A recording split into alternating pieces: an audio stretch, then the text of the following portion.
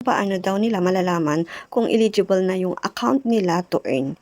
So first, kung profile account po yung gamit natin, syempre una dapat naka-professional mode po ito.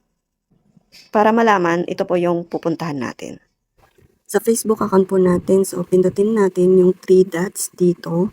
Tapos, ayan, dapat naka-turn on yung professional mode.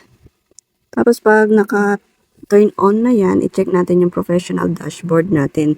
So, pindutin natin yung 3 lines sa may taas dun sa may picture natin. Tapos, ayan, professional dashboard. Punta po tayo dyan. Tapos, ayan, dito po makikita. Nakita nyo na yung aking performance ay namumula. So, scroll lang po natin. Punta tayo dito sa may baba, dito sa Explore Monetization Tools. Ayan, tapos, pindutin natin dito sa Monetization. Ayan, so nandito yung mga tools natin.